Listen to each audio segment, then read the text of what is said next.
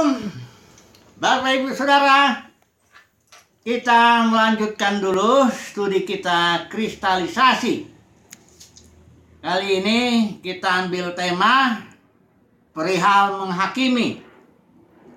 Kita masih studi kristalisasi kitab Roma.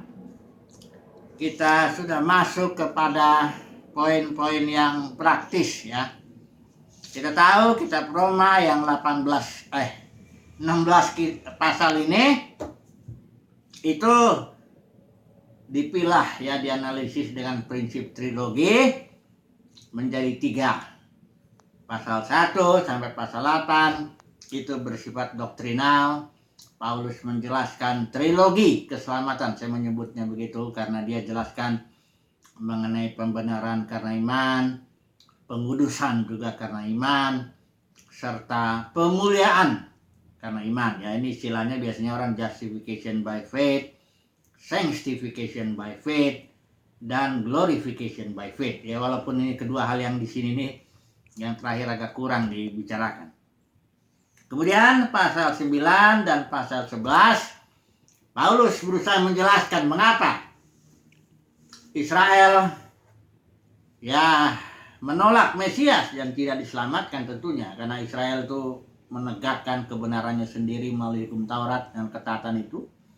Sementara Paulus menjelaskan trilogi keselamatan itu adalah suatu keselamatan atau memperoleh kebenaran Elohim karena iman.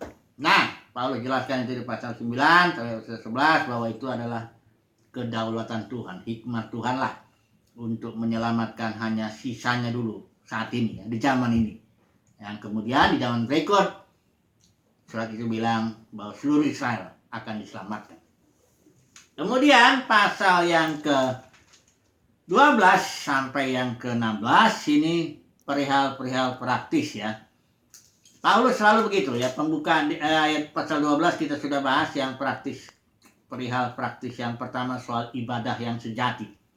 Pasal 12 itu, karena itu Paulus memulai dengan kalimat atau kata yang seperti dia menyambung ya. Karena itu saudara-saudara, jadi artinya karena penjelasannya tentang trilogi keselamatan, karena itu Paulus menjelaskan soal ibadah sejati yang kita sudah bahas kemarin.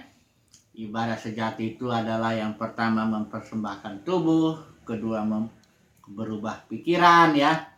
Kalau kita mau sambung lagi dari surat Yohanes itu, ibadah sejati itu yang dalam roh. Jadi sangat batinnya ibadah sejati itu. Nah, poin kedua kita akan bahas soal perihal menghakimi ini dari pasal 14 sampai pasal 15 ayat 7. Ini kelihatannya kalau pembagian pasalnya kita jadi kacau ya, kelihatannya mana dia perikop mana yang sedang berbicara tentang sesuatu hal ya. Tapi kalau kita baca berulang-ulang ini jelas kelihatan dari pasal 14 sampai 15 ayat 7. Itu berbicara soal menghakimi. Nah, tapi jangan buru-buru dulu kita memahami makna menghakimi ini ya. Karena begini, setiap istilah itu maknanya ditentukan bagaimana istilah itu digunakan dalam konteks kalimat. Saya beri contoh aja lah. Ada satu istilah titoti, itu saya yang bikin sendiri istilahnya itu ya. Saudara nggak tahu kan artinya apa ini titoti? Itu istilah yang saya buat. Tapi saudara akan mengerti nanti maknanya kalau istilah itu saya masukkan ke dalam konteks kalimat. Ya, saya coba ya. Kalimat pertama dulu ya. Saya titoti 3 kali sehari. Itu kalimat pertama. Saya masukkan lagi titoti ke dalam konteks kalimat kedua. Saya titoti secukupnya supaya perut saya jangan buncit. Itu kalimat kedua, titoti. Masukkan yang ketiga. Kalau saya mau gitu ya. Kalau saya tidak titoti pagi hari, badan saya suka lemas. Nah, orang terus tahu titoti itu maknanya apa. Artinya makan itu. Karena kalau saya ganti istilah titoti dengan makan, cocok dengan kalimatnya.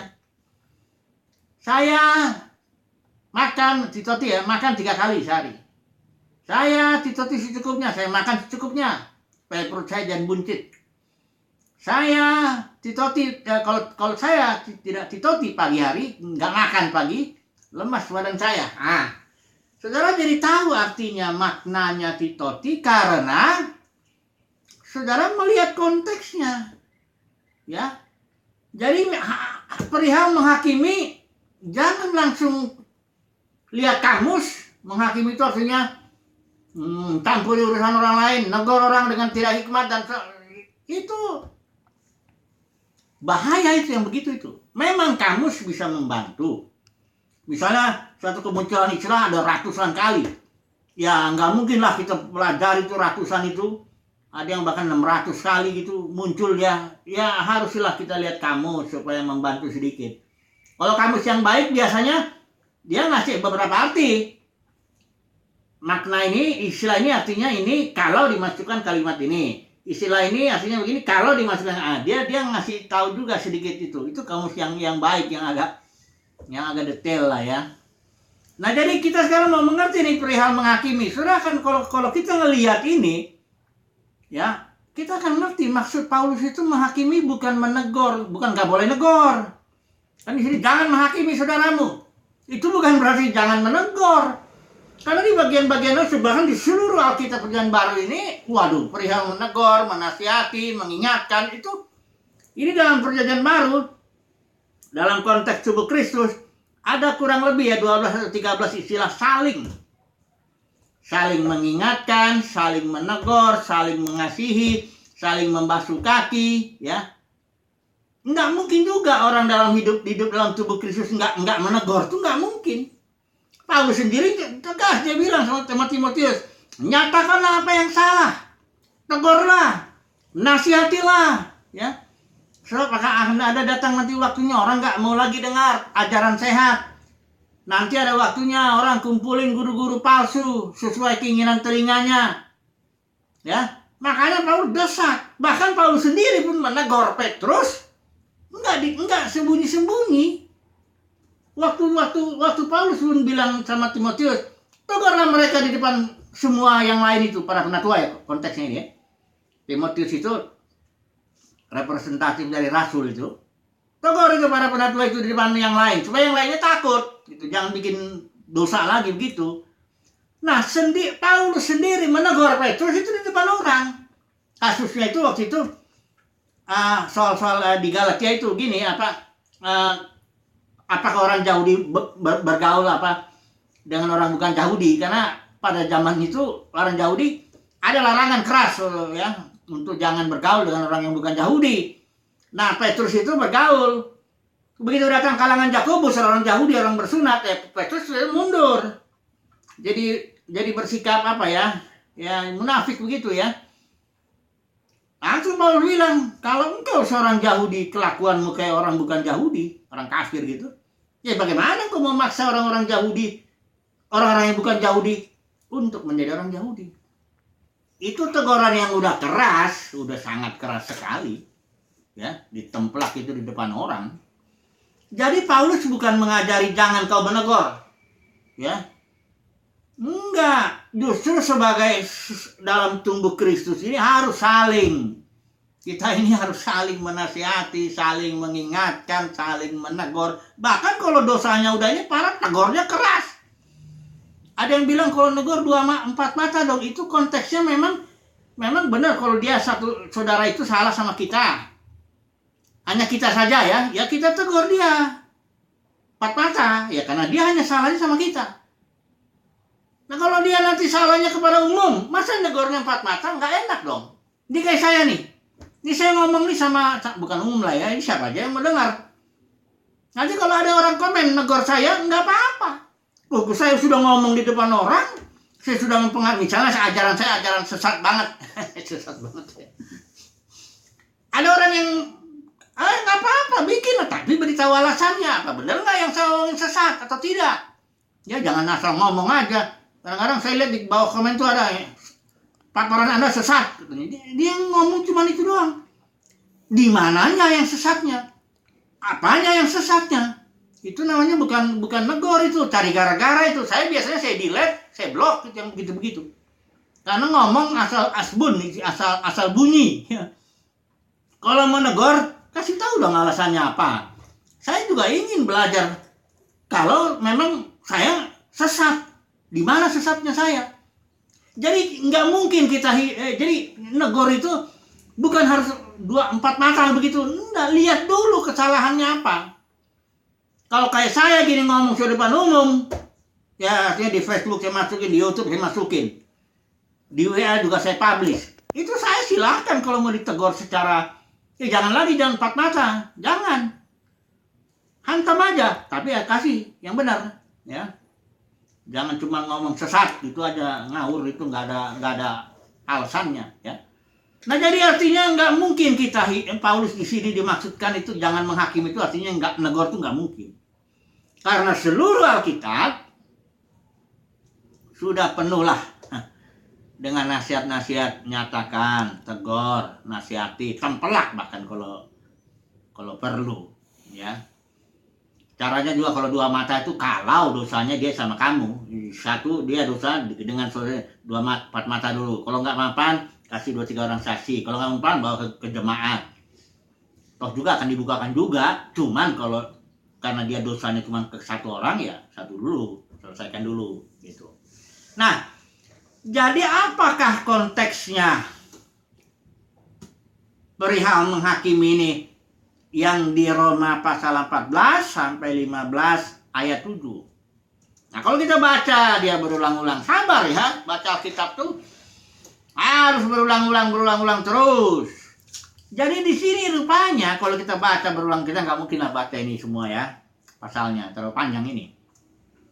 Pokoknya intinya begini, ini perihal soal saling menerima supaya hidup rukun, ya. Paulus bilang, ini ayat 7, ini kesimpulannya itu.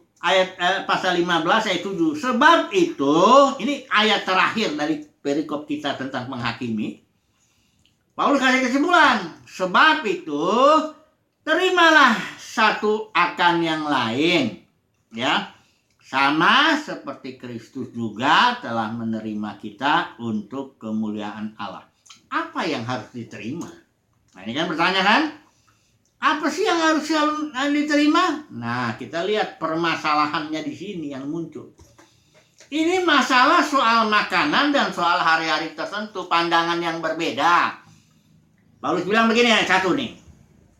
Terimalah, ayat pasal 14 ya. Terimalah orang yang lemah imannya tanpa mempercakapkan pendapatnya. Apa sih yang orang yang berpendapat yang lemah imannya ini? Ayat 2 Paulus jelasin. Yang seorang yakin bahwa ia boleh makan segala jenis makanan. Tetapi perhatikan ini. Orang yang lemah imannya hanya makan sayur-sayuran saja. Ya. Ini orang yang lemah imannya Paulus bilang ya. Hanya makan sayur-sayuran saja. Nah ini bukan vegetarian nanti orang lemah iman ya, pokoknya ini dalam konteks ini Paulus bilang orang yang lemah imannya itu dia bilang hanya boleh makanan sayur-sayuran saja. Dia punya pendapat ini orang-orang yang lemah imannya ini. Nah Paulus bilang jangan percakapkan pendapatnya. Kenapa? Karena soal makanan yang poin yang itu nggak penting. Sebab ayat pasal 17 ini, sebab kerajaan Allah bukanlah soal makanan dan minuman. Jadi masalah ini nggak penting. Kau nggak usahlah kita ribut lah, supaya kita bisa saling terima aja, ya. Jadi kalau negor orang juga lihat dulu. Kalau emang nggak terlalu penting lah, udahlah, terima aja dia tanpa bahkan nggak usah percakapkan pendapatnya. Di sini ada lagi pendapatnya nih ayat 5. Yang seorang menganggap hari yang satu lebih penting daripada hari yang lain. Tetapi yang lain menganggap semua hari sama saja. Ini kan nggak penting ini. Kenapa? Karena kerajaan Allah di dalam sini bukan soal makanan dan minuman. tetapi soal kebenaran, damai sejahtera, dan sukacita oleh Roh Kudus. Kerajaan sorga itu soal yang di batin, batiniah. Christ in you. Kerajaan sorga pun dalam the kingdom of God is within you. Itu kerajaan sorga atau perkara-perkara yang spiritual yang sangat penting, karena kerajaan sorga ini akan, itu tema daripada Alkitab bahkan ya. Oh, kalau soal itu harus dibicarakan. Kalau harus misalnya ada orang ngajar kerajaan sorganya sesat ya, kita harus ngomong karena itu penting. Tapi kalau soal makanan, minuman, soal hari ini, hari itu enggak penting. Udah terima aja, kata Paulus. Supaya kamu bisa hidup rukun, di sini dibilang ini kan, supaya kita bisa saling membangun ya. Di sini juga dibilang nih, pokoknya ayat 19, sebab itu marilah kita mengejar apa yang mendatangkan damai sejahtera dan yang berguna untuk saling membangun. Jadi kalau kita ribut kalau perkara-perkara makanan, minuman, hari tertentu, udahlah. Itu kita jadi cari gara-gara. Tapi kalau ada orang ngajar ya, misalnya gini, saya selalu negur itu, guru palsu. Guru palsu itu dia memberitakan kasih karunia Tuhan dan diarahkan kepada perkara-perkara luaran. Berkatnya jasmani, sukses jasmani ya. Semuanya yang ini. Bahkan ada yang bilang, saya bernubuat, kau akan dapat properti. Begini-begini, ini membuat umat Tuhan jadi fokus kepada hal-hal lahiriah. Bukan berarti Tuhan gak peduli dengan makan minum kita, bukan. Tapi kalau bicara kasih karunia Tuhan, arahkan dong kepada perkara-perkara spiritual dalam batin.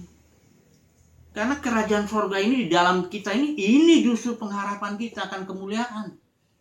Kalau soal makan minum ya oke lah, ada orang yang suka makan, dia bilang, Paulus juga ngasih keyakinannya. Dia punya keyakinan, pasal 14 ayat 14 ini. Aku tahu dan yakin dalam Tuhan Yesus bahwa tidak ada sesuatu yang najis dari dirinya sendiri. Artinya gini, makanan itu tidak ada yang najis dari dirinya sendiri. Hanya, kata Paulus, bagi orang yang beranggapan bahwa sesuatu itu najis, bagi orang itulah apa? Sesuatu itu najis. Contohnya babi, makanan itu, atau anjing, itu makanan juga. Bagi beberapa orang tertentu, ini maksud saya dalam konteks tubuh Kristus ya, dalam konteks gereja ini, bukan di luar orang yang luar imannya. Kalau luar imannya ya kita nggak bicara itu, karena ini konteksnya juga lihat ini saling membangun tuh diantara kita orang percaya. Nah ada orang percaya bilang ini babi haram, nggak boleh dimakan. Ya, Paulus bilang nggak ada. Ya babi itu berarti haram atau najis bagi dirimu. Di dalam diri babi itu sendiri makanan itu nggak najis. Hanya masalahnya kalau saya makan di depan orang yang lemah imannya begitu, kan jadi sandungan. Itu yang Paulus bilang, kau jangan makan lagi babi kalau itu menjadi sandungan.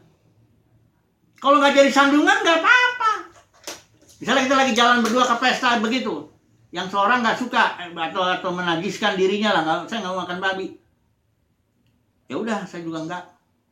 Supaya kita sama-sama, karena kita kan satu meja nanti makan bareng begitu ya, nggak enak kan situ ada situ. Jadi saya nggak makan tuh bukan karena babi itu najis, bukan. Saya nggak makan itu demi saudara saya ini supaya dia jangan tersandung. Itulah Paulus bilang makanya di sini. Dia bilang mengejar apa yang mendatangkan damai sejahtera dan sukacita. Janganlah engkau merusakkan pekerjaan Allah oleh karena makanan. Jadi di sini Paulus menasihati ya, soal makan minum itu tolonglah jangan saling menghakimi atau saling menghina. Nah ini pengertiannya menghakimi ini, perhatikan di sini ya. Paulus kalau bilang jangan menghakimi itu soal yang remeh. Soal makan minum, soal hari-hari. Jangan engkau menghakimi. Dan pengertian menghakimi di sini adalah menghina, karena penghakiman dengan menghina itu dipakai bertukar-tukar. Perhatikan ini ya. Siapa yang makan janganlah menghina orang yang tidak makan. Siapa yang tidak makan janganlah menghakimi. Perhatikan, menghina, menghakimi itu diputar ya. Sehingga kita bisa menyimpulkan bahwa menghakimi yang dimaksud Paulus dalam konteks ini adalah menghina pandangan orang, menghina pandangan saudara kita. Ya, lain dengan konteks Paulus ketika dia bilang Timotius, nyatakan yang salah, tegurlah, nasihati, itu lain ya. Ya, emang itu harus tegur, nasihati selama masih ada waktu ya. Tapi yang di sini maksudnya menghakimi, itu artinya yang menghina pandangan orang. Makanya boleh jangan percakapkanlah pendapatnya. Kalau soal makanan dan hari-hari yang tidak penting dalam kerajaan sorga. Perhatikan ya, sangat-sangat perlu kita harus tahu konteksnya. Supaya kita harus paham apa yang dimaksud Paulus ini. Gitu loh. Kemudian di sini lagi, ya. Ayat 10. Menghakimi, menghina itu ditukar-tukar begitu. Tetapi engkau, mengapakah engkau menghakimi saudaramu atau mengapakah engkau menghina saudaramu? Karena alasannya di sini kita semua akan harus menghadap tahta pengadilan Kristus. Kita pun akan dihakimi. Yang punya hak itu kan Tuhan yang menghakimi. Jadi poinnya di sini saya melihat ya, sama sekali tidak ada bicara jangan kau tegur saudaramu, jangan kau nasihati saudaramu, nggak ada itu. Apalagi kalau perkara itu penting. Ajaran sesat guru palsu yang dibilang Alkitab itu yaitu guru yang mengarahkan kasih karunia itu kepada perkara-perkara jasmaniah itu. Apa-apa ngomongnya duit aja, suksesnya sukses jasmani. Kalau kau diberkati, engkau nggak banyak masalah. Kau nggak ditimpa begini, semuanya jasmani, itu yang mesti ditegur. Karena dia ngajarnya di depan umum, kita tegur juga di depan umum. Kita bilang dengan tegas, kau orang pengajar palsu kau. Kenapa? Karena kau ini sudah Alkitab nih. Kau kalau ngomong dikit-dikit ujung-ujungnya perpuluhan. Nggak ada kitab ini perpuluhan. Itu harus tegur dengan keras. Dikit-dikit ngomong buah sulung, duit juga. Yang begitu, guru palsu itu harus ditegur. Itu bukan menghakimi, enggak menghakimi, itu memang harus malah orang yang begitu. Kalau perlu tutup mulutnya. Supaya dia jangan ngomong lagi bikin sesat umat Tuhan. Gitu. Jadi ini kalau Paulus bilang ini menghakimi ini, ingat ya konteksnya ya. Pertama soal-soal yang menghakimi artinya jangan menghina, maksud Paulus. Jangan percakapkan pendapatnya. Kedua, saling terimalah kamu. Ketiga, jangan jadi batu sandungan. Hiduplah rukun. Kira-kira begitu ini. Ini konteksnya. Ya. Karena kenapa? Karena makanan, minuman, dan hari-hari itu soal yang nggak penting. Kerajaan sorga bukan soal itu. Ya. Itu makanya ya. Sudah lihat ini ya. Bukan berarti nggak boleh negor ya. Tegurlah, ya, nyatakanlah apa yang salah. Jangan empat mata. Kalau dia sudah ngomong udah mempengaruhi banyak orang, di depan banyak orang itu harus ngomongin. Tegur dia. Ya. Yang saya tahu guru palsu itu yang itu. Yang membawa yang di surat Yudas itu, Yudas 4. Mengarahkan kasih karunia Tuhan kepada perkara yang lahir, itu satu, guru palsu. Yang kedua yang ajaran Izabel, Bileam, Nikolaus. Ini juga ajaran sesat yang memecah gereja. Ini harus ditegur ini. Jadi kesimpulannya apa? Ya kesimpulannya terimalah seorang akan yang lain. Kalau dia punya pandangan yang remeh yang nggak terkait mengait pentingnya dengan kerajaan surga, ya udahlah. Biarlah you mau punya pandangan begitu, makan begini ini ya udahlah. Ada lagi yang macam-macam pakaian lagi, ada yang hari ini ada macam-macam, udahlah. Ya, nanti terlalu banyak kita ribut kalau nanti selalu dipercakapkan pendapat orang, ya. Yang penting-penting aja lah, ya. Kalau memang penting, tegur. Engkau mesti bela. Engkau jangan takut, tutup mulut supaya kita damai. Nggak boleh. Kau mau selamatkan mukamu atau mau selamatkan kebenaran ini, ya. Kalau karena itu jadi kita dibenci, nggak apa-apa. Ya, yang penting mana? Makanya kita harus belajar dulu Alkitab baik-baik supaya tahu mana yang penting, mana yang enggak. Jangan main sikat aja semuanya ya. Intinya begitulah. Konteksnya di sini bukan jangan menghakimi, artinya jangan menegur, bukan. Di sini konteksnya pokoknya jangan mempermasalahkanlah soal-soal yang remeh Itulah intinya. Udahlah, kalau soal-soal remeh kita diam aja lah. Lu punya pandangan begini, udahlah ya oke lah. Yang penting kita damai aja, rukun aja. Ya. Oke, itulah intinya. Jadi Paulus menasihatkan ya. Karena kita sudah dibenarkan oleh iman, kita sudah diuruskan oleh iman, kita sudah akan nanti kelak dipermuliakan. Ya, kalau Kristus menyatakan diri, kamu pun akan menyatakan diri dalam kemuliaan. Ya sudah, kalau hal-hal yang kecil-kecil nggak usah kita ributkan. Kira-kira begitu ya. Puji Tuhan. Haleluya. Amin.